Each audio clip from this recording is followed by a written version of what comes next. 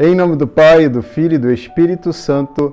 Amém. Louvado seja o nosso Senhor Jesus Cristo. Hoje o Evangelho retirado do livro de São Marcos, no capítulo 3, dos versículos 20 a 35, nos colocam três momentos. O primeiro momento, os parentes de Jesus que queriam, de alguma forma, prendê-lo, segurá-lo, amarrá-lo, porque, como diz as Escrituras, com muita gente procurando ele, os discípulos não tinham nem tempo de comer, então o que eles queriam? Agarrá-lo, de alguma forma, no sentido que, considerando fora de si, louco,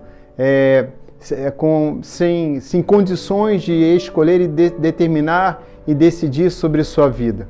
Nós temos no final falando sobre também os irmãos e a Virgem Maria, a mãe de Jesus, e Jesus mostrando quem são realmente os seus familiares, quem é seu irmão, sua irmã, sua mãe, aqueles que ouvem a palavra de Deus.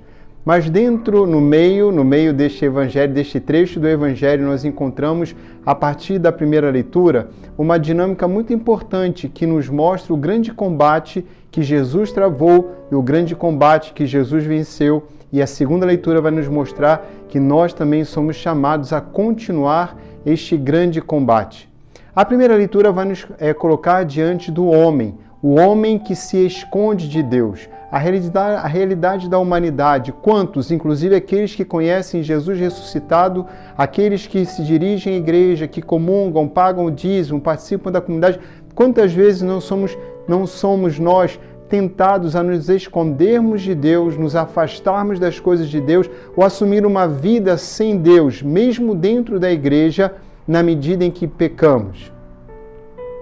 E aqui a primeira leitura nos mostra as consequências do pecado.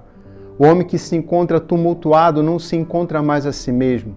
O homem que encontra no outro, na sua parceira, no seu parceiro, nas amizades, um inimigo. O homem que precisa se esconder de Deus, porque tem medo. Ora, Deus é amor. Como poderemos ter medo de Deus, se não por uma grande obra uma grande obra errada feita por nós, sendo induzidos, tentados por Satanás, o único que sai vitorioso e alegre desta situação quando você peca. Se você tem um ganho de prazer, a perda pelo pecado é muito maior. É assim que nós somos chamados a não nos escondermos, não termos medo de Deus. Nós não precisamos fugir da voz de Deus. Nós somos chamados agora, por meio de toda a revelação da misericórdia de Deus através de Jesus, a nos aproximarmos do Senhor, sobretudo quando nós pecamos. Este grande combate, esta grande leitura nos mostra que há este combate do qual eu falava entre dois reinos. O reino dos infernos e o reino dos céus. Jesus que combate por nós, Jesus que na grande batalha foi vitorioso, passando por toda a dinâmica da encarnação, de todo o processo da sua vida pública de evangelização, o Senhor chega ao ápice no Horto das Oliveiras, sendo assim conduzido como cordeiro imolado que em silêncio é conduzido ao matador, e Jesus morre para nos salvar. E morto, o demônio perde, porque o Senhor vai até os infernos, ele desce à mansão dos mortos para resgatar todos aqueles que haviam morrido sob o império, sob o domínio de Satanás. Esta grande vitória e esta grande descida à mansão dos mortos, aos infernos, nós a celebramos em todo o rito batismal. É ali que o Senhor vence em cada homem e mulher que é batizado novamente Satanás. Nós nascemos marcados pelo pecado original e no batismo nós somos perdoados, lavados do nosso pecado original, para podermos servir a Deus. Esta é a grande questão. O Senhor nos coloca dentro do Evangelho nesta dinâmica do poder que ele tinha. Nada incomodava tanto os fariseus, os escribas, os doutores da lei, os chefes religiosos daquela época, os sacerdotes, nada incomodava tanto quanto o poder de Jesus de expulsar os demônios. Não tanto a cura, mas o poder de expulsar demônios, um grande sinal do enviado do Messias. Porque curandeiros poderiam haver vários, e não exatamente dentro da conformidade da lei judaica, de outras religiões inclusive. Mas expulsar demônios, este é um grande sinal. Um sinal de poder do qual eles invejavam.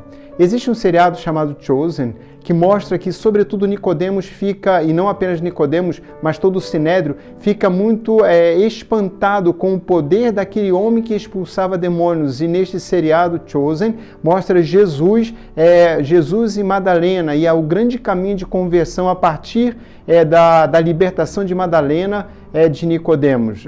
Dentro da história, assim que se coloca. Mas para vocês entenderem quanto que o poder de expulsar demônios realmente revelava a grandeza da missão do Senhor e exatamente aquilo que ele realizou, dizia na grande batalha. E agora nós continuamos a guerra. Por quê?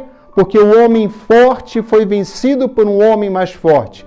O Senhor entrou nos infernos, amarrou Satanás. O Senhor vence, amarra o dono da casa, amarra Satanás. E ali para saquear os seus bens. E nós somos aqueles que estávamos nas garras do demônio, marcados pelo pecado. Existe uma frase muito interessante e muito profunda de Blaise Pascal, que vale a pena aqui recordarmos. Blaise Pascal vai dizer: nenhuma religião, exceto a nossa, ensinou que o homem nasce no pecado. Nenhuma seita filosófica nunca escreveu isso. Nenhuma. Portanto, nenhuma delas disse, portanto, a verdade, que nós nascemos no pecado. É assim que nesta grande batalha, São Paulo vai nos colocar dentro dos desafios que nos envolvem no nosso dia a dia e que nunca é demais recordarmos as bem-aventuranças, que seremos perseguidos, lançariam calúnias e mentiras sobre nós por causa do Evangelho, por causa de Jesus. E aí as diversas consequências dos seguidores de Jesus. Sim, como Jesus sempre. Sim, seguidores e discípulos de Jesus. Sim, experimentando o amor do Pai. Sim, e com perseguição. Com perseguição, mas na certeza a grande certeza, a grande esperança, a maior de todas as esperanças, a vida eterna. É assim que você e eu somos chamados à vida eterna, e na medida que nós contemplamos que o homem exterior ele vai se arruinando, o homem interior, vai nos dizer São Paulo, na segunda carta aos Coríntios, vai se renovando dia a dia. Sim, nós vamos sendo perseguidos, sim, nós vamos sofrendo, nós adoecemos. Sim, nós sofremos com aqueles que amamos e que sofrem eles também, sobretudo na questão da salvação quando estão em pecado. Sim, nós sofremos na família, sofremos na relação conjugal, sofremos no sacerdócio ministerial. Sim, nós sofremos. O homem exterior vai se arruinando, mas o sofrimento nos ajuda, não é motivo de justificar o afastamento de Deus. Os sofrimentos se tornam, portanto, na fé, a grande oportunidade de aumentarmos a nossa esperança e podemos testemunhar que nós cremos no Senhor. E a nossa fé que nos leva a ter esta esperança não nos faz nos prendermos aos nossos sofrimentos, mas nós agimos com caridade, ajudando os outros e não ficando lambendo as nossas próprias feridas. Compreender que o nosso tempo aqui é muito curto, muito breve. Inclusive vai dizer São Paulo, não apenas o tempo, mas os sofrimentos, um volume insignificante das tribulações que passamos agora, comparado à glória eterna que nos espera, uma glória incomensurável. E, queridos irmãos e irmãs, nós não somos apenas a religião que promete coisas futuras. Já agora o Senhor está conosco, o Senhor nos alimenta, o Senhor nos sacia, de modo especial pela Eucaristia.